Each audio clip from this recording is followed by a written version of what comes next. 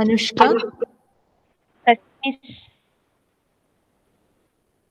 Ayisha, Ayisha Nima, Devapriya, Sahala, Gokul, Gokul, okay, Harikrishna, okay, Jibin, Jibin Babu,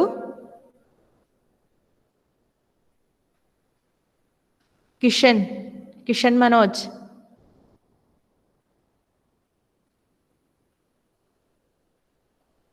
Krishnendu, Ashiq, Ashiq, Nandana, Nandana,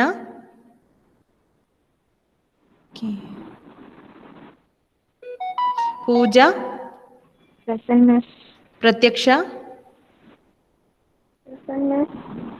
Safal, Sanjay, Sarang, Sarang, Saurabhya, Shabeeba, okay, Shadiya, okay, Shahinsha, okay, Shilpa, okay, Sneha, Surya, Thushara, Vishnu, Vishnu, okay, Vismaya, Vaishakh, okay,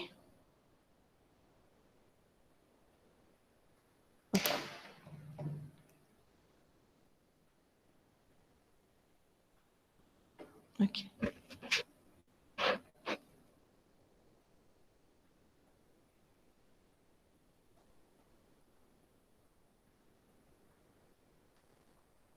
Akshaya, Akhil C C ഇപ്പൊ വന്നതല്ലേ?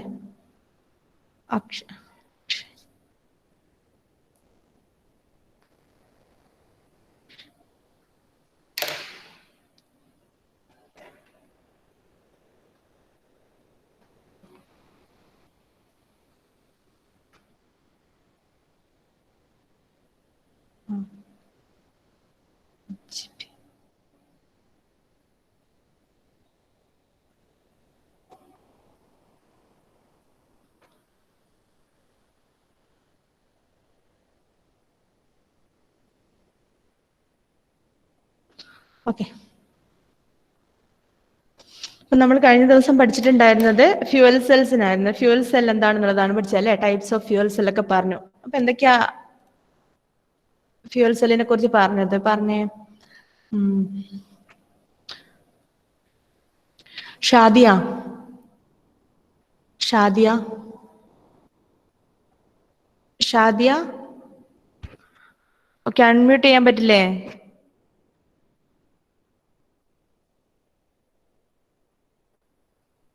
Unmute ചെയ്തേ, mic on ചെയ്തേ.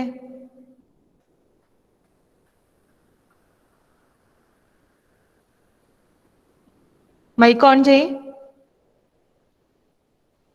Okay. How will you define a fuel cell? How will you define a fuel cell? Fuel cell ഒന്ന് define ചെയ്തേ. എന്താണ് fuel cell?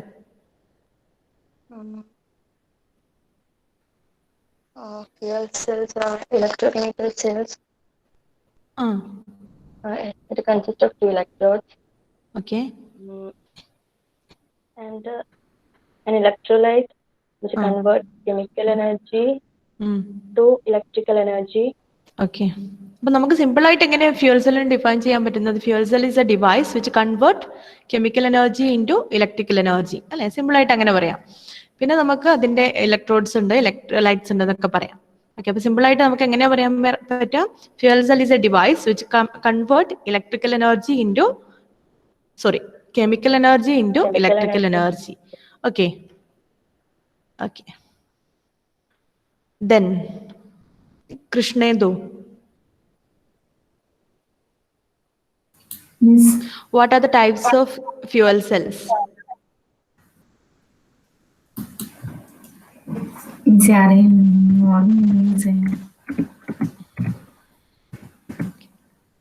Okay. Just ഓർമ്മയില്ല.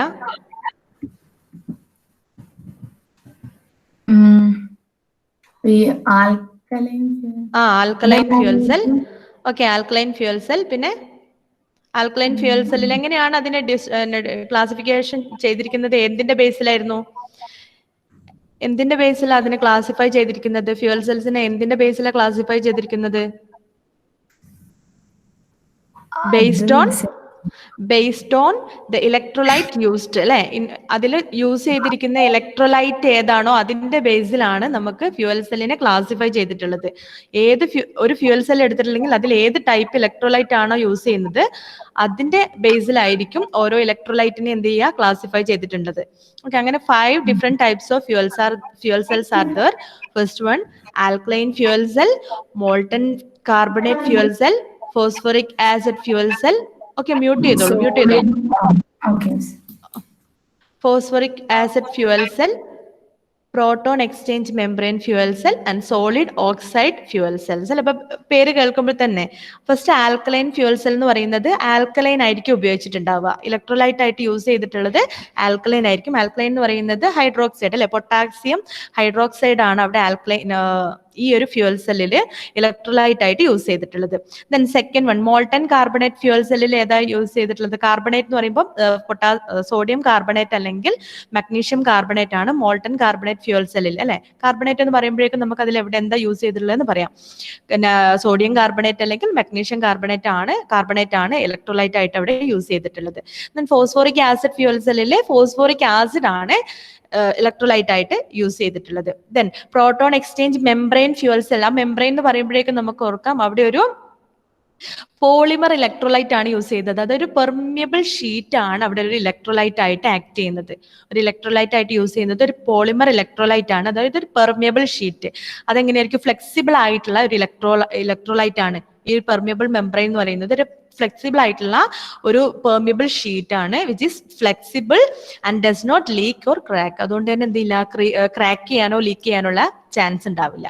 Okay, then last one എന്ന് പറയുന്നത് സോളിഡ് ഓക്സൈഡ്. സോളിഡ് ഓക്സൈഡ് എന്ന് പറയുമ്പോഴേക്കും ഒന്നെങ്കിൽ കാൽഷ്യത്തിന്റെയോ സിർക്കോണിയത്തിന്റെയോ ഓക്സൈഡ്സ് ആയിരിക്കും ഇലക്ട്രോലൈറ്റ് ആയിട്ട് ഇതിൽ യൂസ് ചെയ്തിട്ടുണ്ടാവുക. ഓക്കെ, പിന്നെ നമ്മൾ അതിന്റെ ആനോഡിലും കാഥോഡിലും നടക്കുന്ന കെമിക്കൽ റിയാക്ഷൻസ് പറഞ്ഞു, ആപ്ലിക്കേഷൻസ് പറഞ്ഞു, അല്ലെ? ഓക്കെ,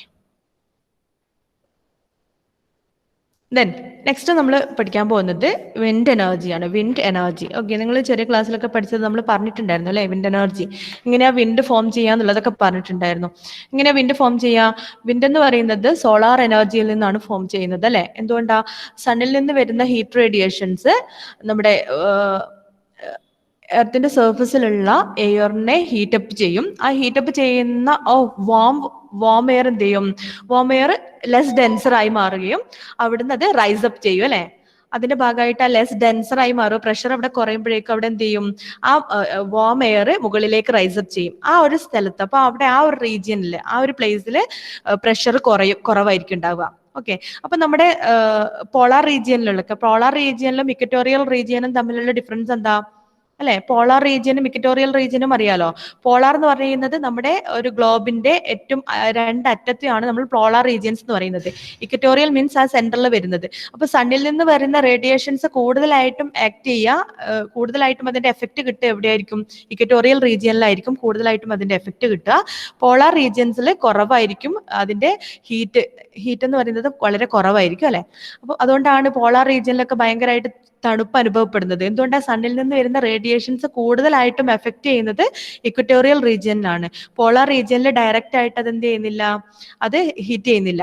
ഓക്കെ, അതുകൊണ്ട് തന്നെ അവിടെ തണുപ്പായിരിക്കും കൂടുതലായിട്ടും കാണുന്നത്. അപ്പൊ ഈ പോളാർ റീജിയനിലുള്ള കൂളർ എയർ എന്ത് ചെയ്യും, ഈ എവിടെയാണോ നമ്മുടെ വാം അപ്പ് ചെയ്ത വാം എയർ മുകളിലേക്ക് പോയ ആ സ്പേസിൽ വന്ന് ഓക്യുപ്പൈ ചെയ്യും അല്ലെ.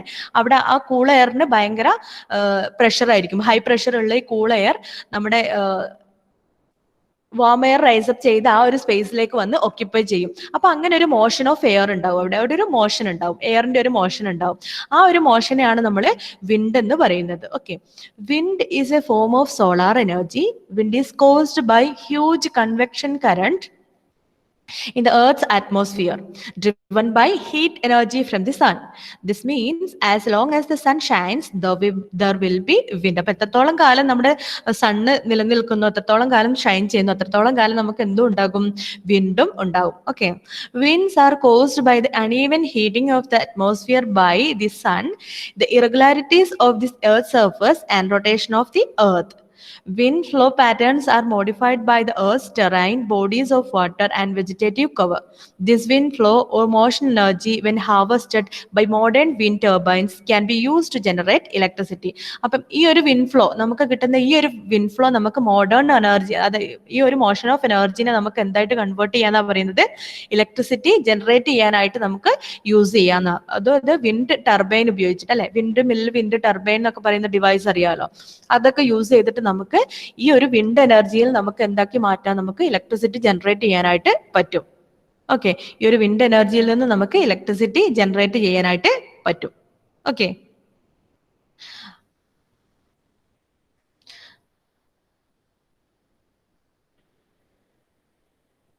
then how do wind forms? Typically they begins with the sun's radiation, which is absorbed differently on the earth's surface. The earth's surface is heated differently because of scenarios like cloud cover, mountains, valleys, water bodies, vegetation and desert lands. അല്ലെ, നമ്മുടെ സർഫസിൽ, നമ്മുടെ എർത്തിന്റെ സർഫസിൽ ഓരോ different പ്ലേസിലും നമുക്ക് different ആയിട്ടാണ് നമ്മുടെ സണ്ണിന്റെ radiation reach ചെയ്യുന്നത് അല്ലെ. പല അതിന്റെ ലാൻഡ്സ്കേപ്പിന്റെ ഒക്കെ അടിസ്ഥാനത്തിൽ പല എന്താ പറയാ, അതിന്റെ ജിയോഗ്രഫിക്കലായിട്ട് പല ടൈപ്സ് അനുസരിച്ച് അല്ലെ, അതിന്റെ ഓരോ സ്പെഷ്യാലിറ്റി അനുസരിച്ചായിരിക്കും. അതായത് വാലിയിൽ കിട്ടുന്ന അത്ര ഹീറ്റ് ആയിരിക്കില്ല വാട്ടർ ബോഡീസിൽ കിട്ടുന്നത്, മൗണ്ടൈനിൽ കിട്ടുന്ന അത്ര ആയിരിക്കില്ല വെജിറ്റേഷൻ അല്ലെങ്കിൽ ഡെസേർട്ട് ലാൻഡിൽ കിട്ടുന്ന ഹീറ്റിന്റെ ഒരു ക്വാണ്ടിറ്റി എന്ന് പറയുന്നത്. അപ്പൊ ഡിഫറെന്റ് അതിന്റെ ജോഗ്രഫിക്കൽ ഇതനുസരിച്ച് നമുക്ക് എന്ത് ചെയ്യും, നമുക്ക് സണ്ണിൽ നിന്ന് കിട്ടുന്ന ഹീറ്റും ഡിഫറെന്റ് ആയിട്ടിരിക്കും, ആ ഒരു എമൗണ്ടും ഡിഫറെന്റ് ആയിട്ടിരിക്കും. Okay, as a result of this uneven heating, അതുകൊണ്ടാണ് പറയുന്നത് നമുക്ക് എർത്തിന്റെ സർഫസ് അൺഈവൻ ആയിട്ടാണ് ഹീറ്റ് ചെയ്യുന്നത് അല്ലെ, ഈവൻ ആയിട്ടല്ല, ഒരുപോലെ അല്ല ഹീറ്റ് ചെയ്യുന്നത്, ഓരോ സ്ഥലത്തും ഓരോ രീതിയിലാണ് ഹീറ്റ് ചെയ്യുന്നത്, നമുക്ക് അറിയാവുന്ന കാര്യമാണ്. Okay. As a result of this uneven heating, there are bound to be the Earth's surface that vary a lot in temperature. Air on surfaces with a higher temperature will then begin to rise because it is lighter or less denser. Okay, അപ്പോൾ കൂടുതൽ ഈ നമ്മുടെ സർഫസിൽ കൂടുതലായിട്ടും temperature കിട്ടുന്ന സമയത്ത് അവിടെയുള്ള air എന്ത് ചെയ്യും, ലെസ് ഡെൻസർ ആകും, അതായത് ലൈറ്റ് വെയിറ്റ് ആകും. ലൈറ്റ് വെയിറ്റ് ആയതിനെ തുടർന്ന് എന്ത് ചെയ്യും, അതൊന്ന് റൈസ് ചെയ്യാൻ തുടങ്ങും. As the air rises it creates low atmospheric pressure. അപ്പൊ എയർ അവിടെ റൈസ് ചെയ്ത് ആ പ്ലേസിൽ എന്തായിരിക്കും ഉണ്ടാവുക, ലോ അറ്റ്മോസ്ഫിയറിക് പ്രഷർ ആയിരിക്കും ഉണ്ടാവുക. Air on surfaces with cooler temperature sink. അപ്പൊ എന്ത് ചെയ്യും, നമ്മുടെ സർഫസിൽ ഏത് സർഫസിലാണോ കൂളർ ആയിട്ടുള്ള എയർ ഉള്ളത്, കൂളർ എയറിന് എന്താ ഉണ്ടാവുക, കൂടുതൽ പ്രഷർ ഉണ്ടാവും, അറ്റ്മോസ്ഫിയറിക് പ്രഷർ എന്ന് പറയുന്നത് കൂടുതലായിരിക്കും. അവിടുന്ന് എന്ത് ചെയ്യും, ആ ഒരു എയർ ഈ ഒരു പ്ലേസിലേക്ക് സിങ്ക് ചെയ്യും അല്ലെ, ഒന്ന് ആ ഒരു പ്ലേസിലേക്ക് മൂവ് ചെയ്യാനായിട്ട് തുടങ്ങും. Okay, air on surfaces with a cooler temperature sink, അതായത് do not rise. This sinking creates higher atmospheric pressure. This behavior or warm gases or liquid moving upward and being replaced by the cooler particles is called convection. അപ്പം ഈ ഒരു process, ഈ ഒരു ബിഹേവിയറിനെയാണ്, അതായത് cooler particles law atmospheric പ്രഷറുള്ള സ്ഥലത്തേക്ക് move ചെയ്യുന്ന ആ ഒരു മൂവ്മെന്റിനെയാണ് നമ്മൾ സാധാരണയായിട്ട് കൺവെൻഷൻ പ്രോസസ് എന്ന് പറയുന്നത്. കൺവെക്ഷൻ പ്രോസസ് എന്ന് പറയുന്നത് നിങ്ങൾ കൺവെൻഷണൽ കറന്റ് എന്നൊക്കെ പറഞ്ഞ് പഠിച്ചിട്ടുണ്ടാവും അല്ലെ. കൺവെക്ഷൻ പ്രോസസ് എന്ന് പറയുന്നത് this energy moving during convection is called convectional current. അപ്പൊ ഈ മൂവ് ചെയ്യുന്ന ടൈമിൽ ഉണ്ടാകുന്ന ആ എനർജിക്കാണ് നമ്മൾ എന്ത് പറയുന്നത്, കൺവെക്ഷണൽ കറന്റ് എന്ന് പറയുന്നത്. ഓക്കെ, അപ്പൊ ആ ഒരു മൂവ്മെന്റ്, ആ എയർ മൂവ് ചെയ്യുന്ന ആ ഒരു പ്രോസസ്സിനാണ് എന്ത് പറയാ, കൺവെൻഷൻ എന്ന് പറയുന്നത്. ആ കൺവെക്ഷൻ ആ ഒരു ടൈമിൽ ഉണ്ടാകുന്ന എനർജിക്ക് എന്ത് പറയും, കൺവെക്ഷണൽ കറന്റ് എന്ന് പറയും. ഓക്കെ. ദെൻ ഒരു ഫിഗർ കാണിച്ചിട്ടുണ്ട്. അപ്പൊ നമ്മൾ സണ്ണിൽ നിന്നും വരുന്ന എനർജി, അതായത് ഇവിടെ ഭയങ്കരമായിട്ടുള്ള ഹോട്ട് എനർജിയാണ് കിട്ടുന്നത്. ഹോട്ടാണ് ഭയങ്കരമായിട്ട്, സണ്ണിൽ നിന്ന് ഹീറ്റ് ഇവിടെ റീച്ച് ചെയ്യുന്നുണ്ട് അല്ലെ. അതുകൊണ്ട് തന്നെ ഇവിടുത്തെ എയർ എന്ത് ചെയ്യും, ലൈറ്റ് വെയിറ്റർ ആകും, വാം എയർ ആവും അല്ലെ. നല്ല ചൂടുള്ള എയർ എന്ത് ചെയ്യും, മുകളിലേക്ക് റൈസ് ചെയ്യും. അപ്പൊ ഇവിടെ ഒരു ലോ പ്രഷർ ക്രിയേറ്റ് ചെയ്യും. ആ ഒരു ലോ പ്രഷർ ക്രിയേറ്റ് ചെയ്യുന്ന സമയത്ത് നമ്മുടെ പോളാർ റീജിയനിലുള്ള കൂൾ എയർ എന്ന് പറയുന്നത് ഭയങ്കര ഹൈ പ്രഷർ ആയിരിക്കും. ആ ഒരു ഹൈ പ്രഷറിലുള്ള എയർ എന്ന് പറയുന്നത് ഈ ഒരു ഭാഗത്തേക്ക് സിങ്ക് ചെയ്യും, ഈ ഒരു ഭാഗത്തേക്ക്, ലോ പ്രഷറുള്ള ഭാഗത്തേക്ക്. അല്ലെങ്കിലും പാർട്ടിക്കിൾസ് മൂവ് ചെയ്യുക high pressure to low pressure റീജിയനിലേക്കാണ് അല്ലെ. ഹൈ പ്രഷറുള്ള റീജിയനിൽ നിന്ന് ലോ പ്രഷറുള്ള റീജിയനിലേക്കാണ് മൂവ് ചെയ്യുക. അപ്പം ഈ ഒരു കൂൾ എയർ എന്ന് പറയുന്നത്, ഹൈ പ്രഷറുള്ള ഈ കൂൾ എയർ നമ്മുടെ ലോ പ്രഷറുള്ള റീജിയനിലേക്ക് മൂവ് ചെയ്യും. അപ്പോൾ ആ ഒരു മോഷൻ ഓഫ് എയറിനെയാണ് നമ്മൾ വിൻഡ് എന്ന് പറയുന്നത്. ഓക്കെ. പിന്നെ നിങ്ങൾക്ക് അറിയുന്ന അതുപോലെ തന്നെ ലാൻഡ് ബ്രീസും ഉണ്ട്, സീ ബ്രീസും ഉണ്ട് അല്ലെ. പഠിച്ചിട്ടുണ്ട്, കടൽക്കാറ്റും കരക്കാറ്റും ഒക്കെ. ഓക്കെ. അപ്പം വിൻഡിനെ നമുക്ക് സാധാരണയായിട്ട് 3 ആയിട്ട് ക്ലാസിഫൈ ചെയ്യാം സാധാരണ അല്ലെ. എങ്ങനെയാ, ബ്രീസ് എന്നും പറയാം, വിൻഡ് എന്നും പറയാം, സ്റ്റോം എന്നും പറയാം. ബ്രീസ് എന്ന് പറയുന്നത് സാധാരണ ഒരു തെന്നല അല്ലെ, ചെറിയൊരു രീതിയിലുള്ള സ്പീഡ് കുറഞ്ഞ കാറ്റിനെയാണ് നമ്മൾ ബ്രീസ് എന്ന് പറയുന്നത്. ദെൻ വിൻഡ് എന്ന് പറയുന്നത് നോർമൽ ആയിട്ടുള്ള വിൻഡ്. ദെൻ സ്റ്റോം എന്ന് പറയുന്നത് ഹൈ സ്പീഡ് ഉള്ള വിൻഡിനാണ് നമ്മൾ പറയാ സ്റ്റോം എന്ന് പറയുന്നത്. ഓക്കെ. അപ്പം ഈ ബ്രീസിനെ നമ്മൾ 2 ആയിട്ട് ക്ലാസിഫൈ ചെയ്തിട്ടുണ്ട്, ലാൻഡ് ബ്രീസും സീ ബ്രീസും അല്ലെ. നിങ്ങൾ പഠിച്ചിട്ടുണ്ട് ചെറിയ ക്ലാസ്സിലൊക്കെ, അറിയായിരിക്കുമല്ലോ. ഒന്ന് പറഞ്ഞേ.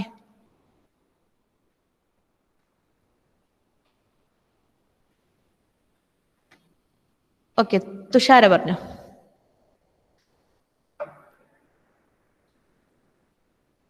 തുഷാര. ഓക്കെ, സൂര്യ. ഓക്കെ, തുഷാര പറഞ്ഞു. ഓക്കെ. ലാൻഡ് ബ്രീസും സീ ബ്രീസും ഒന്ന് അറിയുന്നത് പോലെ ഒന്ന് പറഞ്ഞേ, എന്തായിരിക്കും? സീ ബ്രീസ് എന്ന് പറഞ്ഞാല് ലാർജർ വാട്ടർ ബോഡിന്ന് ലാൻഡിലേക്ക് വരുന്ന. ഓക്കെ. എങ്ങനെയാ അത് ക്രിയേറ്റ് ചെയ്യപ്പെടുന്നതെന്ന് അറിയോ? ഇപ്പൊ ഒന്നും ഓർമ്മയില്ല. ഓക്കെ, കുഴപ്പമില്ല. ഓക്കെ. നമുക്ക് ആദ്യം സീ ബ്രീസ് എന്താന്നുള്ളത് നോക്കാം. ഫസ്റ്റ് നമ്മൾ ഡേയിൽ നടക്കുന്നത്. Okay. In the day when the sun is up, the land heats up very quickly and the air above it warms up a lot more than the air over the water. The warm air over the land is less dense and begins to rise. Low pressure is created. The air pressure over the water is higher with cold dense air which moves to occupy the space created over the land. The cool air that comes along is called a sea breeze or onshore breeze. അതായത് കടൽക്കാറ്റ് എങ്ങനെ form ചെയ്യുന്നത് വെച്ചാല്, നമ്മൾ ഡേയില് നമുക്കൊരു പകൽ സമയത്ത് നമ്മുടെ സണ്ണിൽ നിന്ന് വരുന്ന ഹീറ്റ് നമ്മുടെ ലാൻഡിൽ അല്ലെ, നമ്മുടെ ലാൻഡിൽ വളരെ പെട്ടെന്ന് ഹീറ്റ് ആകും. നമ്മുടെ ഒരു കടലും ഒരു വാട്ടർ ബോഡിയും ഒരു ലാൻഡ് ബോഡിയും നോക്കുകയാണെങ്കിൽ, ഒരു ലാൻഡും വാട്ടർ ബോഡിയും നോക്കുകയാണെങ്കിൽ പെട്ടെന്ന് ഒരു ഡേ ടൈമിൽ പെട്ടെന്ന് ചൂടാകുന്നത് ലാൻഡ് ആയിരിക്കും അല്ലെ. ലാൻഡ് ആയിരിക്കും പെട്ടെന്ന് ചൂടാകുക. വാട്ടർ മെല്ലെയാണ് ചൂടാവുന്നത് അല്ലെ, മെല്ലെ ഹീറ്റ് ചെയ്യുള്ളൂ. ഓക്കെ. പക്ഷെ ലാൻഡ് എന്ത് ചെയ്യും, പെട്ടെന്ന് ഹീറ്റ് ചെയ്യാനായിട്ട് ചാൻസ് ഉണ്ട്. ഈ ടൈമിൽ എന്ത് ചെയ്യും, നമ്മുടെ ഈ ലാൻഡിന്റെ സർഫസിലുള്ള എയർ വാം ആകും. ഈ വാം എയർ എന്ത് ചെയ്യും, മുകളിലേക്ക് റൈസ് ചെയ്യും. ഈ റൈസ് ചെയ്യുന്ന സമയത്ത്, മുകളിലേക്ക് റൈസ് ചെയ്യുന്ന സമയത്ത് ഈ ഒരു ലാൻഡിന്റെ മുകളിലെ സർഫസ് എന്ത് ചെയ്യും, ലോ പ്രഷർ ക്രിയേറ്റ് ചെയ്യും, ഒരു ലോ പ്രഷർ റീജിയൻ ആയിട്ട് ആക്ട് ചെയ്യും. ഈ ടൈമിൽ നമ്മുടെ കടലിൽ നിന്നും വരുന്ന, കടലിന്റെ മുകളിലുള്ള എയർ എന്ന് പറയുന്നത് കൂളർ എയർ ആയിരിക്കും അല്ലെ. ഇതിനെ റിലേറ്റ് ചെയ്തിട്ട് നമുക്ക് എന്ത് പറയാം, ഈ കടലിന്റെ മുകളിലുള്ള ഈ എയർ എന്ന് പറയുന്നത് വളരെ കൂളർ എയർ ആയിരിക്കും. ഓക്കെ. ഈ കൂളർ എയറിന് ഭയങ്കര ഹൈ പ്രഷർ ആയിരിക്കും. ഈ ഹൈ പ്രഷർ ഉള്ള ഈ കൂളർ എയർ എന്ത് ചെയ്യും, കൂളർ എയർ നമ്മുടെ ലാൻഡിലേക്ക് അല്ലെ, ഇവിടെ നിന്നുള്ള വാം എയർ റൈസ് ചെയ്തു. ഓക്കെ. കരയിലെ ഈ എർത്തിന്റെ സർഫസിലുള്ള ഈ ഒരു എയർ എന്ത് ചെയ്യും, മുകളിലേക്ക് മൂവ് ചെയ്തിട്ടുണ്ട്. അപ്പൊ ഇവിടെ ഒരു ലോ പ്രഷർ റീജിയൻ ക്രിയേറ്റ് ചെയ്യും.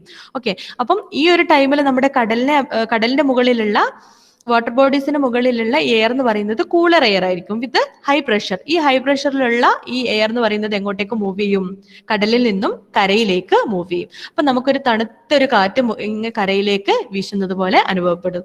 ഈ ഒരു കാറ്റിനെയാണ്, ഈ ഒരു ബ്രീസിനെയാണ് നമുക്ക് എന്ത് പറയാൻ പറ്റുന്നത്, see breeze or onshore breeze എന്ന് പറയുന്നത്. ഓൺഷോർ എന്ന് പറഞ്ഞാൽ കരക്കാറ്റ്, അല്ലെങ്കിൽ സീ ബ്രീസ് അല്ലെങ്കിൽ കടൽക്കാറ്റ്. ഓക്കെ, കടൽക്കാറ്റ് എന്ന് പറയാൻ പറ്റുന്നത്. ഓക്കെ.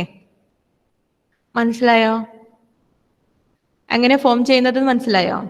അതായത് പകൽ സമയത്ത് നമുക്ക് ഒരു കടലും കരയും അപേക്ഷിച്ച് നോക്കുകയാണെങ്കിൽ കരഭാഗത്തായിരിക്കും കൂടുതലായിട്ടുള്ള ഹീറ്റ് ഉണ്ടാവുന്നത്, അല്ലെ? കൂടുതലായിട്ട് പെട്ടെന്ന് ചൂടാകുന്നത് കടൽ ഭാഗമായിരിക്കും, കരയുടെ ഭാഗമായിരിക്കും, ലാൻഡിന്റെ സ്പേസ് ആയിരിക്കും. ഓക്കെ, അപ്പൊ അതിന് മുകളിലുള്ള എയർ പെട്ടെന്ന് വാം ചെയ്യുകയും അതിന് ലെസ് ഡെൻസർ ആയിട്ട് മാറും, ലൈറ്റ് വെയിറ്റ് ആയിട്ട് മാറിയിട്ട് അതെന്ത് ചെയ്യും, മുകളിലേക്ക് റൈസ് ചെയ്യും.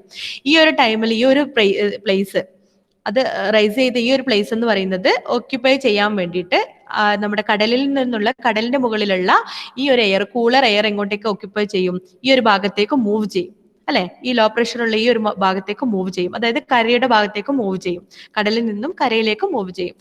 അപ്പോ ഫോം ചെയ്യുന്ന വിൻഡിനെയാണ്, ആ ഒരു മോഷനെയാണ്, എയറിന്റെ മോഷനെയാണ് നമ്മൾ എന്ത് പറയാ, സീ ബ്രീസ് എന്ന് പറയുന്നത്. ക്ലിയർ ആയോ? ക്ലിയർ ആയോ? ഓക്കെ.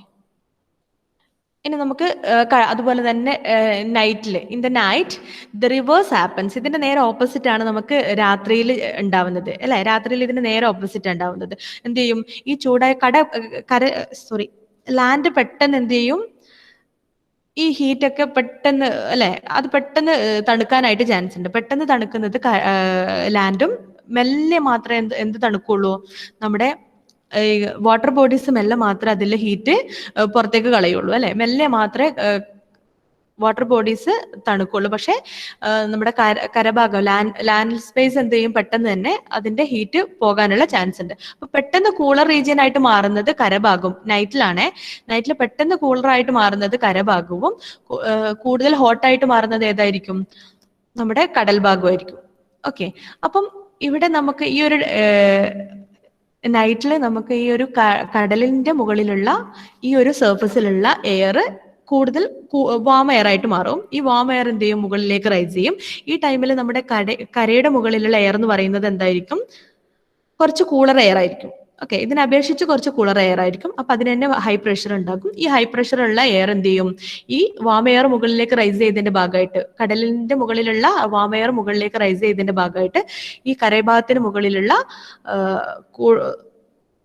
കൂളർ എയർ എങ്ങോട്ടേക്ക് മൂവ് ചെയ്യും, ഈ കടൽ ഭാഗത്തേക്ക് മൂവ് ചെയ്യും, അതായത് വാട്ടർ ബോഡീസിന്റെ ഈ ഒരു സ്പേസിലേക്ക് മൂവ് ചെയ്യും. അപ്പൊ ഒരു മോഷൻ ഓഫ് എയർ ഉണ്ടാകും. ആ ഒരു എയറിനെയാണ് നമ്മൾ എന്ത് പറയാ, ആ ഒരു മൂവിങ് എയറിനെയാണ് നമ്മൾ ലാൻഡ് ബ്രീസ് എന്ന് പറയുന്നത്. അത് ലാൻഡിൽ നിന്നും പോകുന്ന ബ്രീസ് അല്ലെങ്കിൽ ഓഫ് ഷോർ ബ്രീസ് എന്ന് പറയുന്നത്.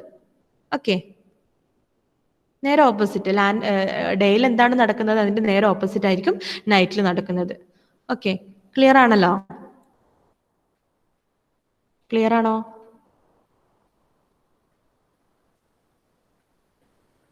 മനസ്സിലായോ? ഓക്കെ ഓക്കെ, അപ്പൊ ലാൻഡ് ബ്രീസും സീ ബ്രീസും ഓക്കെ ആണല്ലേ. Then classification of winds. വിൻസിനെ നമുക്ക് ക്ലാസിഫൈ ചെയ്തിരിക്കുന്നത് calm air, general breeze, moderate winds, storm winds, gale winds. ഇപ്പൊ കാം എയർ എന്ന് പറയുന്നത്, അപ്പൊ അതിന്റെ സ്പീഡ് അനുസരിച്ചിട്ടാണ്, വിൻഡിന്റെ സ്പീഡ് അനുസരിച്ചിട്ടാണ് അതിനെ പല ഡിഫറെന്റ് ടൈപ്സ് ആയിട്ട് ക്ലാസിഫൈ ചെയ്തിരിക്കുന്നത്. കാം എയർ എന്ന് പറയുന്നത് ലൈറ്റ് വിൻഡ് ആയിരിക്കും. അതായത് സ്പീഡ് എന്ന് പറയുന്നത് 1 km/h, ഒരു മണിക്കൂറിൽ ഒരു കിലോമീറ്റർ വേഗതയിൽ സഞ്ചരിക്കുന്ന വിൻസിനെയാണ്, അതിന് സ്പീഡുള്ള വിൻസിനെയാണ് നമ്മൾ എന്ത് പറയാ, കാം എയർ എന്ന് പറയുന്നത്. ദെൻ ജനറൽ ബ്രീസ് എന്ന് പറയുന്നത് മോഡറേറ്റ് ബ്രീസ്, അതായത് സ്പീഡ് 12 to 20 km/h, ഒരു മണിക്കൂർ 12 to 20 കിലോമീറ്റർ വേഗതയിൽ സഞ്ചരിക്കുന്ന എയറിനെയാണ് നമ്മൾ എന്ത് പറയാ, ജനറൽ ബ്രീസ് എന്ന് പറയുന്നത്. ദെൻ മോഡറേറ്റ് വിൻഡ് എന്ന് പറയുന്നത് speed in between 20 to 38 km/h. Then strong winds എന്ന് പറയുന്നത് speed in between 62 to 74 km/h. Then gale winds എന്ന് പറയുന്നത് speed 75 km/h and more, 75 km/h അതിന് മുകളിലോ സ്പീഡുള്ള അത്തരം വിൻഡ്സിനെയാണ് നമ്മൾ എന്ത് പറയാ, ഗെയിൽ വിൻഡ്സ് എന്ന് പറയുന്നത്. Okay, then how wind power is generated.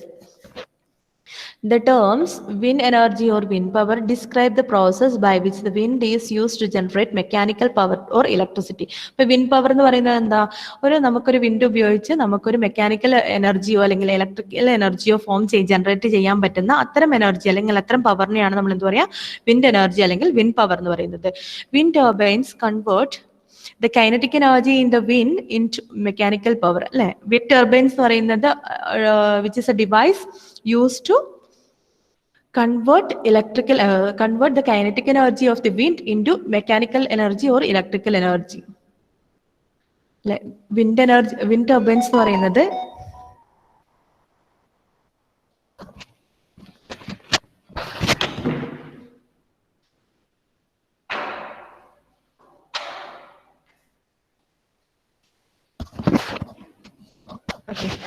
അപ്പം വിൻഡ് ടർബൈൻസ് എന്ന് പറയുന്നത്, വിൻഡ് ടർബൈൻസ് കണ്ടിട്ടുണ്ടാവില്ല, ഞാൻ ഫിഗർ കാണിച്ചു തരാം കേട്ടോ. അപ്പൊ വിൻഡ് ടർബൈൻസ് എന്ന് പറഞ്ഞാൽ it's a device which convert the kinetic energy in the wind into mechanical energy. വിൻഡിലുള്ള കൈനറ്റിക് എനർജീനെ മെക്കാനിക്കൽ എനർജി ആയിട്ട് കൺവേർട്ട് ചെയ്യുന്ന അത്തരം ഡിവൈസസിനെയാണ് നമ്മൾ എന്ത് പറയുന്നത്, വിൻഡ് ടർബൈൻസ് എന്ന് പറയുന്നത്. Okay, this mechanical power can be used for specific task, or a generator can convert this mechanical power into electricity to power homes, businesses, schools and the like. അപ്പോൾ mechanical energy ഇതിൽ നമുക്ക് wind ടർബൈൻസിൽ form ചെയ്യുന്ന mechanical എനർജിയിൽ നമുക്ക് വേറൊരു motor, ഒരു generator use ചെയ്തിട്ട് നമുക്കതിനെ ഇലക്ട്രിക്കൽ എനർജി ആയിട്ട് കൺവേർട്ട് ചെയ്യാം. വിൻഡിൽ നിന്നും കിട്ടുന്ന കൈനറ്റിക് എനർജി എന്ന് പറഞ്ഞാൽ എന്താ, മൂവിങ് എനർജിനെയാണ് നമ്മൾ കൈനറ്റിക് എനർജി എന്ന് പറയുന്നത് അല്ലെ. മൂവിങ് പാർട്ടിക്കിൾസിൽ എക്സിസ്റ്റ് ചെയ്യുന്ന എനർജിനെയാണ് കൈനറ്റിക് എനർജി എന്ന് പറയുന്നത് അല്ലെ. ഒരു സ്റ്റാറ്റിക് പാർട്ടിക്കിൾസ് എക്സിസ്റ്റ് ചെയ്യുന്ന എനർജിനെയാണ് നമ്മൾ പൊട്ടൻഷ്യൽ എനർജി എന്നൊക്കെ പറയുന്നത്. അപ്പൊ കൈനറ്റിക് എനർജി, മൂവിങ് പാർട്ടിക്കിൾസിനാണ് കൈനറ്റിക് എനർജി ഉണ്ടാവുക. അപ്പൊ എയർ മൂവ് ചെയ്യുമ്പോഴാണ് വിൻഡ് ഫോം ചെയ്യുന്നത്. അപ്പൊ ആ മൂവ് ചെയ്യുന്ന ആ എയറിന് ഒരു കൈനറ്റിക് എനർജി ഉണ്ടാകും. ആ കൈനറ്റിക് എനർജീനെ നമുക്ക് എന്ത് ചെയ്യാൻ വേണ്ടി പറ്റും, ഈ വിൻഡ് ടർബൈന് അതിനെ മെക്കാനിക്കൽ എനർജി ആയിട്ട് കൺവേർട്ട് ചെയ്യും. ആ മെക്കാനിക്കൽ എനർജീനെ ഒരു ജനറേറ്റർ യൂസ് ചെയ്തിട്ട് അതിനെ ഇലക്ട്രിക്കൽ എനർജി ആയിട്ട് നമുക്കതിനെ ജനറേറ്റ് ചെയ്തെടുക്കാനായിട്ട് സാധിക്കും.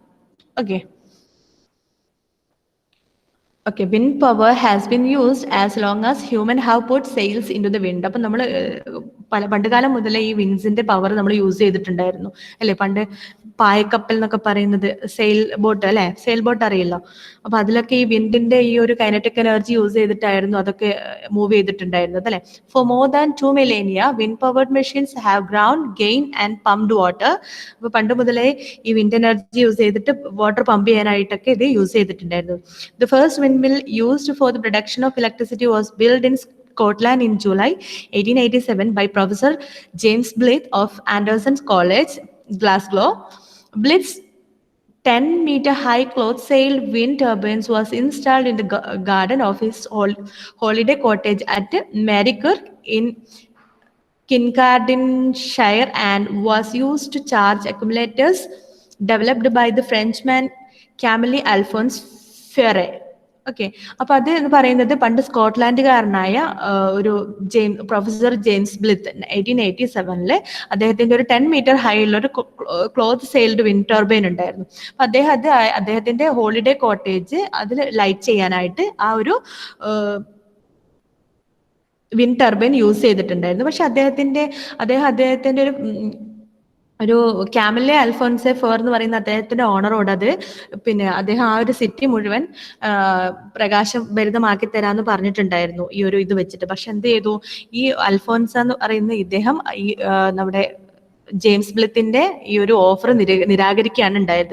അപ്പൊ അതവിടെ വെച്ചിട്ട് സ്റ്റോപ്പ് ചെയ്തു. അല്ലെങ്കിൽ നമുക്ക് ഈ ഒരു ഇലക്ട്രിസിറ്റി, വിൻഡ് പവർ വെച്ച് ഇലക്ട്രിസിറ്റി ഫോം ചെയ്തെടുത്തത് ആരാന്ന് പറയായിരുന്നു, ജെയിംസ് ബ്ലിത്താന്ന് പറയായിരുന്നു.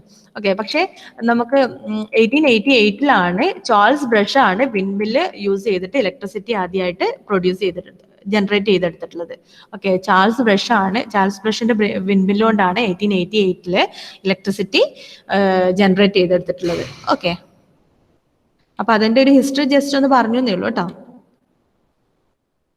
Then onshore wind power and offshore wind power. Onshore wind power ഉണ്ട്, അതായത് വിൻഡ്മില്ല് രണ്ട് രീതിയിൽ നമുക്ക് കൺസ്ട്രക്ട് ചെയ്യാനായിട്ട് പറ്റും, ഓൺഷോർ വിൻഡ് പവർ ആയിട്ടും ഓഫ് ഷോർ വിൻഡ് പവർ ആയിട്ടും. Okay, wind farms consist of many individuals wind turbines which are connected to the electrical power transmission network. Onshore wind is an inexpensive source of electricity, competitive with or in many places cheaper than coal or gas plants. അപ്പൊ gas പ്ലാന്റ്സും call plants ഒക്കെ ആ energy ഒക്കെ use ചെയ്തത് നോക്കുമ്പോൾ ഏറ്റവും inexpensive ആയിട്ടുള്ള ഒരു cheaper ആയിട്ട് നമുക്ക് പ്രൊഡ്യൂസ് ചെയ്യാൻ പറ്റിയ ഇലക്ട്രിസിറ്റി പ്രൊഡ്യൂസ് ചെയ്യാൻ പറ്റിയ ഒരു കൺസ്ട്രക്ഷൻ ആണ് ഓൺഷോർ വിൻഡ് പവർ എന്ന് പറയുന്നത്. അതായത് ഇതുപോലെ ലാൻഡ് സ്പേസിൽ നമുക്ക് വിൻഡ് ടർബൈൻ കൺസ്ട്രക്ട് ചെയ്യുന്ന ഇതിനെയാണ് നമ്മൾ ഓൺഷോർ എന്ന് പറയുന്നത്. ഷോറിൽ ഷോർ എന്നൊക്കെ പറഞ്ഞാൽ കരയിൽ, കരഭാഗത്ത് നമ്മൾ ഇങ്ങനെ വിൻ ഫാം ഫോം ചെയ്തെടുക്കുന്നതിനെയാണ് നമ്മൾ ഓൺഷോർ വിൻ ഫാം അല്ലെങ്കിൽ വിൻ മില്ല് അല്ലെങ്കിൽ വിൻ പവർ എന്ന് പറയുന്നത്. ഓക്കെ, ഇനി ഇതുപോലെ തന്നെ ഓഫ് ഷോർ വിൻ പവറും ഉണ്ട്. അതായത് വാട്ടർ ബോഡീസിൽ നമുക്ക് ഇങ്ങനെ വിൻ ടർബൈൻ കൺസ്ട്രക്ട് ചെയ്യുക, അല്ലെങ്കിൽ വിൻ ഫാം കൺസ്ട്രക്ട് ചെയ്യുക. ഈ വിൻ ടർബൈൻസിന്റെ കളക്ഷൻസിനെയാണ് നമ്മൾ വിൻഡ് ഫാം എന്ന് പറയുന്നത് കേട്ടോ. ഇങ്ങനെയൊക്കെ ഉണ്ടോ, ഇതുപോലെ ഒരു വലിയൊരു ലാൻഡ്സ്കേപ്പിൽ വലിയൊരു പ്ലേസിൽ നമ്മൾ എന്ത് ചെയ്യുക, കൂടുതലും കളക്ഷൻ ഓഫ് വിൻഡ് ടർബൈൻസ് ഒരുമിച്ച് അതിന് ഇലക്ട്രിസിറ്റി ഫോം ചെയ്യാനായിട്ട് കൺസ്ട്രക്ട് ചെയ്തെടുക്കുന്ന ആ ഒരു കളക്ഷനെയാണ് നമ്മൾ വിൻഡ് ഫാം എന്ന് പറയുന്നത്. ഓക്കെ, അപ്പൊ ലാൻഡിൽ ഇത്തരം ഒരു ഫോർമേഷനെയാണ് നമ്മൾ ഓൺഷോർ പവർ എന്ന് പറയുന്നത്. ഇത് തന്നെ ഒരു വാട്ടർ ബോഡിയിലാണെങ്കിൽ നമുക്ക് അതിന് എന്ത് പറയാം, ഓഫ് ഷോർ വിൻഡ് പവർ എന്ന് പറയാം. ഓഫ് ഷോർ വിൻഡ് ഈ സ്റ്റഡിയർ ആൻഡ് സ്ട്രോങ്ങർ ദാൻ ലാൻഡ്. അപ്പൊ ലാൻഡിനെ അപേക്ഷിച്ച് ഈ വാട്ടർ ബോഡീസിൽ കൺസ്ട്രക്ട് ചെയ്തെടുക്കുന്ന ഇത്തരം ഫാംസ് ആണ് കൂടുതൽ എന്ത് പറയാം, സ്റ്റഡിയർ ആൻഡ് സ്ട്രോങ്ങർ എന്ന് പറയാൻ പറ്റുന്നത്. ഓക്കെ, അപ്പം ഇത് offshore wind power refers to the construction of wind farms in larger bodies of water to generate electricity. These installations can utilize the more frequent and powerful winds that are available in these locations and have less aesthetic impact on the landscape than land-based projects. However, the construction and the maintenance costs are considerably higher. അപ്പം ഒരു ലാൻഡ്സ്കേപ്പിലും ഒരു water ബോഡീസിലും construct ചെയ്യുമ്പോൾ നമുക്കറിയാലോ, water ബോഡീസിൽ construct ചെയ്യാന്ന് പറയുന്നത് കുറച്ചും കൂടെ എന്ത് ചെയ്യും, മെയിൻ്റനൻസ് കോസ്റ്റ് ഒക്കെ കുറച്ച് കൂടുതലായിരിക്കും അല്ലെ. ലാൻഡിൽ കൺസ്ട്രക്ട് ചെയ്യുന്നതിനേക്കാളും മെയിൻ്റനൻസ് കോസ്റ്റ് കൂടുന്നത് വാട്ടർ ബോഡീസിൽ കൺസ്ട്രക്ട് ചെയ്യുന്നതായിരിക്കും. പക്ഷെ കൂടുതൽ സ്ട്രോങ്ങർ ആൻഡ് സ്റ്റഡിയർ എന്ന് പറയാൻ പറ്റുന്നത് ഏതാ, വാട്ടർ ബോഡീസിൽ കൺസ്ട്രക്ട് ചെയ്യുന്ന വിൻഡ് പവർ ആയിരിക്കും കൂടുതൽ സ്ട്രോങ്ങർ ആയിട്ട് പറയാൻ പറ്റുന്നത്. ഓക്കെ, അപ്പോൾ okay, world's largest offshore wind farm ഉള്ളത്, അതായത് ഈ വാട്ടർ ബോഡീസിലെ ഇപ്പം നിലവിലുള്ള ഏറ്റവും ലാർജസ്റ്റ് ആയിട്ട് ഓഫ് ഷോർ വിൻഡ് ഫാം എന്ന് പറയുന്നത് ലണ്ടൻ അറേ എന്ന് പറയുന്ന വിൻഡ് ഫാം ആണ്. With a capacity of 630 megawatt in United kingdom, commissioned in 2012 commission ചെയ്ത യുണൈറ്റഡ് കിങ്ഡത്തിലെ ലണ്ടൻ അറേ എന്ന് പറയുന്ന വിൻഡ് ഫാം ആണ് നമ്മുടെ വേൾഡിലെ ഏറ്റവും വലിയ ലാർജസ്റ്റ് ആയിട്ടുള്ള ഓഫ് ഷോർ വിൻഡ് പവർ എന്ന് പറയുന്നത്. അത് 630 മെഗാവാട്ട് കപ്പാസിറ്റിയാണ് അതിനുള്ളത്. അതായത് അത്രയും ഇലക്ട്രിസിറ്റി പ്രൊഡ്യൂസ് ചെയ്യാനായിട്ട് സാധിക്കുന്നുണ്ട്. ഓക്കെ, അപ്പൊ ഏകദേശം ഇതേ രീതിയിൽ ഉണ്ടാവുക വാട്ടർ ബോഡീസിൽ കണ്ട വിൻഡ് ടർബൈൻസ് ഇങ്ങനെ ഒരു കളക്ഷൻസ് ഇതുപോലെ ഒരു ഫാം എക്സിസ്റ്റ് ചെയ്യുക. ഓക്കെ, ഇതെന്ന് പറയുന്നത് കൺസ്ട്രക്ട് ചെയ്യുന്ന മെയിൻ്റനൻസ് കോസ്റ്റ് എന്ന് പറയുന്നത് വളരെ കൂടുതലായിരിക്കും ലാൻഡ് പവറിനെ അപേക്ഷിച്ച്. Okay, then onshore or offshore is better. ഏതാണ് അതിന്റെ അഡ്വാൻറ്റേജസും ഡിസഡ്വാൻറ്റേജസും നോക്കാം. ഓഫ് ഷോറിന്റെ അഡ്വാൻറ്റേജസും ഡിസഡ്വാൻറ്റേജസും. A offshore wind turbine stronger than a onshore turbine. It lasts around 25 to 30 years and produce about 50% more energy than a onshore turbine. ഒരു ഓൺഷോർ ടർബൈനേക്കാളും 50% എഫിഷ്യൻസി കൂടുതലായിരിക്കും ഓഫ് ഷോർ വിൻഡ് ടർബൈൻസിന് ഉണ്ടാവുന്നത്. പിന്നെ എന്ത് ചെയ്യും, കൂടുതലും എക്സിസ്റ്റ് ചെയ്യുന്നത് അല്ലെ, കൂടുതൽ കാലം മെയിൻറ്റെയിൻ ചെയ്ത് നിൽക്കുക, കൂടുതൽ കാലം എക്സിസ്റ്റ് ചെയ്യുന്നതും ഏതായിരിക്കും, ഒരു 25 to 30 ഇയേഴ്സോളം അത് എന്ത് ചെയ്യാം, മെയിൻറ്റെയിൻ ചെയ്ത് കൊണ്ടുപോകാനായിട്ട് പറ്റും. When a stronger wind blows it produce around 3 to 5 megawatt per hour. ഇപ്പോൾ നല്ലൊരു ശക്തിയായിട്ടുള്ള കാറ്റടിച്ചിട്ടുണ്ടെങ്കിൽ ഒരു 3 to 5 മെഗാവാട്ട് പെർ അവർ, ഒരു അവറിൽ ഒരു 3 to 5 മെഗാവാട്ട് ഇലക്ട്രിസിറ്റി പ്രൊഡ്യൂസ് ചെയ്യാനായിട്ട് കഴിയുന്ന പറയുന്നത് ഈ ഓഫ് ഷോർ വിൻഡ് പവറിന്. Okay, higher and more constant wind speed. Okay, കൂടുതൽ സ്പീഡൊക്കെ കൂടുതൽ നമുക്ക് ഈ ഒരു വാട്ടർ ബോഡീസിൽ എക്സിസ്റ്റ് ചെയ്യുന്ന ഈ ഓഫ് ഷോർ വിൻഡ് പവറിന് ഉണ്ടാകും. ദെൻ ഡിസഡ്വാൻറ്റേജ് എന്ന് പറയുന്നത് മോർ എക്സ്പെൻസീവ് ടു ബിൽഡ് അല്ലെ, കൺസ്ട്രക്ട് ചെയ്യാനായിട്ട് വളരെയധികം കോസ്റ്റ്ലി ആയിരിക്കും. Okay, more difficult to maintain and access. Water ബോഡീസിൽ തന്നെ ആയതുകൊണ്ട് നമുക്ക് അതിന് മെയിൻറ്റെയിൻ ചെയ്യാനൊക്കെ കുറച്ച് ഡിഫിക്കൾട്ട് ആയിരിക്കും. Okay, then wind turbine. A wind turbine is a device that converts kinetic energy from the wind into electrical power. Electrical energy ആയിട്ട്, അതായത് ഒരു വിൻഡിൽ നിന്നുള്ള കൈനറ്റിക് എനർജിനെ ഇലക്ട്രിക്കൽ എനർജി ആയിട്ട് കൺവേർട്ട് ചെയ്യുന്ന അത്തരം ഡിവൈസസിനെയാണ് നമ്മൾ എന്ത് പറയുക, വിൻഡ് ടർബൈൻ എന്ന് പറയുന്നത്. Wind turbine like aircraft propeller blades turn കണ്ടിട്ടുണ്ടാവുമല്ലോ. അപ്പൊ നമ്മൾ നേരത്തെ കാണിച്ച അതേ ഫിഗർ പോലെ ഇതാ ഇങ്ങനെയാണ് നമ്മുടെ ഒരു വിൻഡ് ടർബൈൻ ഉണ്ടാവുക. ഇതിനാണ് പ്രൊപ്പല്ലർ ബ്ലേഡ് എന്ന് പറയുന്നത്. ഈ ഒരു ഫാൻഡ് ബ്ലേഡിന് പോലെയുള്ളത് ഇതിനാണ് പ്രൊപ്പല്ലർ ബ്ലേഡ് എന്ന് പറയുന്നത്. Okay, wind turbines like aircraft propeller blades turn in the moving air and power an electric generator that supplies an electric current. Simply stated, a wind turbine is the opposite of a fan. Instead of using electricity to make wind like a fan, wind turbines use wind to make electricity. The wind turns the blades, which spins a shaft which connects to a generator and makes electricity. അപ്പം നമ്മുടെ fan എന്താണോ ചെയ്യുന്നതിന്റെ നേരെ opposite പ്രോസസ്സാണ് ഏത് wind turbine ഉള്ളത് അല്ലെ. Fan എന്ന് പറയുന്നത് ഇലക്ട്രിക്കൽ എനർജി യൂസ് ചെയ്തിട്ട് അതിനെ ഇലക്ട്രിക്കൽ എനർജീനെ മെക്കാനിക്കൽ എനർജി ആയിട്ടാണ് കൺവേർട്ട് ചെയ്യുന്നത് അല്ലെ. ഇലക്ട്രിക്കൽ എനർജീനെ മെക്കാനിക്കൽ എനർജി ആയിട്ട് കൺവേർട്ട് ചെയ്യുന്നതാണ് നമ്മുടെ ഓർഡിനറി ഫാൻ എന്ന് പറയുന്നത്. പക്ഷെ വിൻഡ് ടർബൈൻ എന്ന് പറയുന്നത് മെക്കാനിക്കൽ എനർജി, അതായത് വിൻഡിൽ നിന്നുള്ള കൈനറ്റിക് എനർജി ഈ ബ്ലേഡിൽ തട്ടിയിട്ട് അത് മെക്കാനിക്കൽ എനർജി ആയിട്ട് മാറുന്നു. ആ മെക്കാനിക്കൽ എനർജീനെ എന്ത് ചെയ്യുന്നു, ഇലക്ട്രിക്കൽ എനർജി ആയിട്ട് കൺവേർട്ട് ചെയ്യുന്നു യൂസിങ് എ ജനറേറ്റർ. ഒരു ജനറേറ്റർ യൂസ് ചെയ്തിട്ട് അതിനെ ഇലക്ട്രിക്കൽ എനർജി ആയിട്ട് കൺവേർട്ട് ചെയ്യാണ് വിൻഡ് ടർബൈൻ ചെയ്യുന്നത്. ഓക്കെ, അപ്പൊ വിൻഡ് ടർബൈൻ ടൈപ്സ്. അപ്പൊ 2 തരത്തിലാണ് വിൻഡ് ടർബൈൻസ് ഉള്ളത്. വെർട്ടിക്കൽ ആക്സിസ് വിൻഡ് ടർബൈനും ഉണ്ട്, ഹൊറിസോണ്ടൽ ആക്സിസ് വിൻഡ് ടർബൈനും ഉണ്ട്. അതാ അപ്പൊ നമ്മൾ നേരത്തെ കണ്ട ഫിഗർ നോക്കാം. ഇതിന് ആക്സിസ് ഉണ്ടാവും. ആക്സിസ് ഓഫ് റൊട്ടേഷൻ എന്ന് പറയുന്നത് ഇതാ ഹൊറിസോണ്ടൽ ആയിട്ടുള്ള ആക്സിസിലാണ് ഇത് റൊട്ടേറ്റ് ചെയ്യുന്നത്. ഈ ബ്ലേഡ് റൊട്ടേറ്റ് ചെയ്യുന്നത് ഇതിന്റെ ഹൊറിസോണ്ടൽ ആയിട്ടുള്ള ആക്സിസ് ആണ്. ഈ ആക്സിസ് എന്ന് പറയുന്നത് ഇതാണ് കേട്ടോ. ഇതെന്ന് പറയുന്നത് ഹൊറിസോണ്ടൽ ആയിട്ടുള്ള ആക്സിസ് ഓഫ് റൊട്ടേഷൻ ആണ്. അപ്പൊ അതുകൊണ്ട് തന്നെ ഇതിന് ഹൊറിസോണ്ടൽ വിൻഡ് ടർബൈൻ എന്നും പറയാം. അതുപോലെ തന്നെ ഇത് വെർട്ടിക്കൽ വിൻഡ് ടർബൈനും ഉണ്ട്.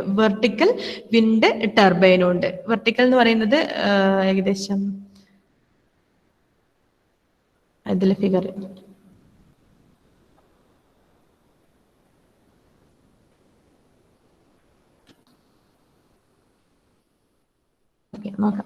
modern wind turbines fall into 2 basic groups. The horizontal axis variety, like the traditional farm windmills used for pumping water. അപ്പൊ നമ്മൾ ട്രഡീഷണൽ ആയിട്ട് യൂസ് ചെയ്യുന്നതിനാണ് ഹൊറിസോണ്ടൽ ആക്സിസ് എന്ന് പറയുന്നത്. സാധാരണയായിട്ട് നമ്മൾ കാണുന്ന വിൻഡ്മിൽസിനെയാണ് ഹൊറിസോണ്ടൽ ആക്സിസ് വിൻഡ് ടർബൈൻ എന്ന് പറയുന്നത്. Then and the vertical axis design like a egg beater. Vertical axis design എന്ന് പറയുന്നത് അതൊരു എഗ് ബീറ്റർ. നിങ്ങൾ എഗ് ബീറ്റർ കണ്ടിട്ടില്ലേ? എഗ് ബീറ്റർ, എഗ്ഗൊക്കെ ബീറ്റ് ചെയ്യുന്ന ബീറ്റർ. ആ ഒരു ബീറ്ററിന്റെ ഒരു കൺസ്ട്രക്ഷൻസ്, അതിന്റെ ഒരു ഡിസൈൻ ആയിരിക്കും വെർട്ടിക്കൽ ആക്സിസ് വിൻഡ് ടർബൈൻ ഉണ്ടാവുക. ഒരു എഗ് ബീറ്റർ സ്റ്റൈൽ മോഡൽ, അല്ലെങ്കിൽ ഇതിനടുത്ത് ഡാരിയസ് മോഡൽ എന്നും പറയും. ഈ വെർട്ടിക്കൽ ആക്സിസ് ഡിസൈനെ നമുക്ക് എന്തും കൂടെ പറയാം, ഡാരിയസ് മോഡൽ. അപ്പൊ അതൊരു ഫ്രഞ്ച് ഇൻവെന്റർ ആണ് അത് കണ്ടുപിടിച്ചിട്ടുള്ളത്, ആ ഒരു മോഡൽ. അതുകൊണ്ടാണ് ആ ഒരു പേര് വന്നിട്ടുള്ളത്. വെർട്ടിക്കൽ ആക്സിസ് ഡിസൈൻ ആ ഒരു പേര് വരാൻ കാരണം, ഡാരിയസ് മോഡൽ എന്ന് പേര് വരാൻ കാരണം അദ്ദേഹമാണ് ഒരു ഫ്രഞ്ച് ഇൻവെന്റർ ആണ് അത് കണ്ടുപിടിച്ചിട്ടുള്ളത്. Okay, most large modern wind turbines are horizontal axis turbines. അപ്പൊ നമ്മൾ കൂടുതലായിട്ടും യൂസ് ചെയ്യുന്നത് മോഡേൺ ടർബൈൻസ് ഒക്കെ ഹൊറിസോണ്ടൽ ആക്സിസ് വിൻഡ് ടർബൈൻസ് ആയിരിക്കും. ഓക്കെ, അപ്പം എത്ര ടൈപ്സ് ഉണ്ടെന്ന്, 2 ടൈപ്പ് മാത്രം ഉണ്ടെന്നുള്ളത് മാത്രം നിങ്ങൾ ജസ്റ്റ് ഒന്ന് ഓർത്ത് വെക്കുക കേട്ടോ. വിൻഡ് ടർബൈൻസ് 2 ആയിട്ട് ക്ലാസിഫൈ ചെയ്തിട്ടുണ്ട്, ഹൊറിസോണ്ടൽ ആക്സിസ് മോഡലും വെർട്ടിക്കൽ ആക്സിസ് മോഡലും. അപ്പം വെർട്ടിക്കൽ ആക്സിസ് എന്ന് പറയുന്നത് അതിന് എഗ് ബീറ്റർ സ്റ്റൈൽ ഡിസൈൻ ആയിരിക്കും അതിനുണ്ടാവുക. അതിനെ ഡാരിയസ് മോഡൽ എന്ന് വിളിക്കാറുണ്ട്. പിന്നെ ഹൊറിസോണ്ടൽ ആക്സിസ് എന്ന് പറയുന്നത് നമ്മൾ ട്രഡീഷണൽ ആയിട്ട് യൂസ് ചെയ്യുന്ന നമ്മുടെ മോഡേൺ വിൻഡ് ഫാമിലൊക്കെ കാണപ്പെടുന്നതാണ് ഹൊറിസോണ്ടൽ ആക്സിസ് വിൻഡ് ടർബൈൻ എന്ന് പറയുന്നത്. ഓക്കെ, ഇത്രയും കാര്യങ്ങൾ നോക്കാം കേട്ടോ.